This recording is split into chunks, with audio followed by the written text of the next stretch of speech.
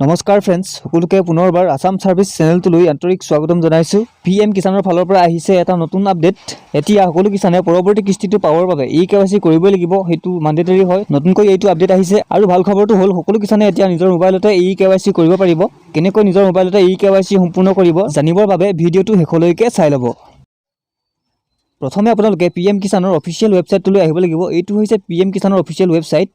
আপোনালোকৰ সুবিধাৰ বাবে ডেসক্ৰিপশ্যনত এই ৱেবছাইটটোৰ লিংক দি থোৱা হৈছে, তাতে আপোনালোকে ক্লিক কৰি সহজতে এইটো ৱেবছাইটত ভিজিট কৰিব পাৰিব। যদিহে আপুনি আমাৰ চেনেলটো এতিয়ালৈকে সাবস্ক্ৰাইব কৰি লোৱা নাই তেনেহ'লে প্লিজ এতিয়া সাবস্ক্ৰাইব কৰি ল'ব আৰু এনেকুৱা ধৰণৰ ভিডিঅ'সমূহ পোনপটীয়াকৈ পাই থাকিবৰ বাবে কাষতে থকা বেল আইকনটো প্ৰেছ কৰি অল নটিফিকেশ্যন কৰি থ'ব।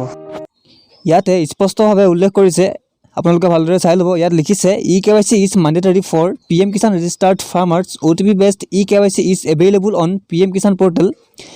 You may also contact nearest CSC centers for biometric authentication based KYC.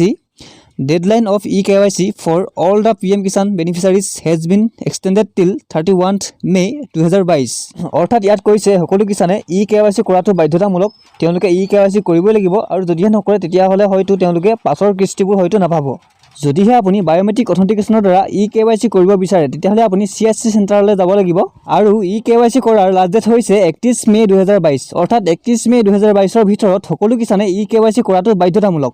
এতিয়া কেনেকৈ আপুনি নিজৰ মোবাইলতে কেৱাইচি কমপ্লিট কৰিব সেইটো ভালদৰে চাই ল'ব।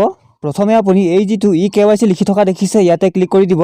ক্লিক কৰাৰ লগে লগে এনেদৰে দেখিবলৈ পাব। ইয়াতে আপোনাৰ আধাৰ নম্বৰটো বহাই বা যিজন কিষাণৰ কেৱাইচি কৰিব বিচাৰে তেওঁৰ আধাৰ নম্বৰটো বহাই সাৰ্চত ক্লিক কৰি দিব লাগিব।